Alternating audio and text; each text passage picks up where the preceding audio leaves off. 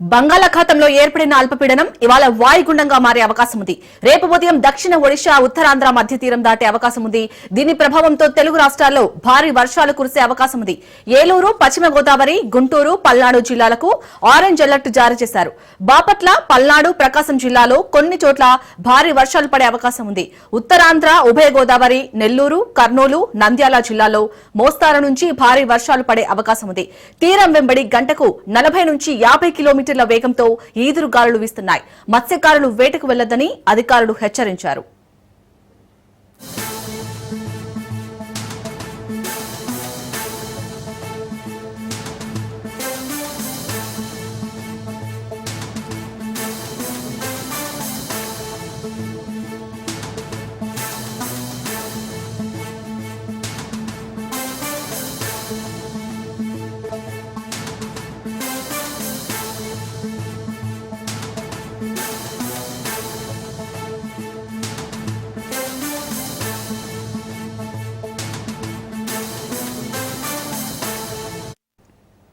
బంగాళాఖాతంలో ఏర్పడిన అల్పపీడనం ఇవాళ వాయుగుండంగా మారే అవకాశం ఉంది. రేపు ఉదయం దక్షిణ ఒడిశా, ఉత్తరాంధ్ర మధ్య తీరం దాటే అవకాశం ఉంది. దీని ప్రభావంతో తెలుగు రాష్ట్రాల్లో భారీ వర్షాలు కురిసే అవకాశం ఉంది. ఏలూరు, పశ్చిమ గోదావరి, గుంటూరు, పల్నాడు జిల్లాలకు ఆరెంజ్ అలర్ట్ జారీ చేశారు.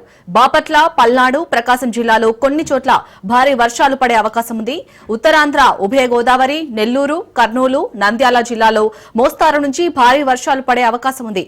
తీరం వెంబడి గంటకు 40 నుంచి 50 కిలోమీటర్ల వేగంతో ఈదురుగాలులు వీస్తున్నాయి. మత్స్యకారులు వేటకు వెళ్లొద్దని అధికారులు హెచ్చరించారు.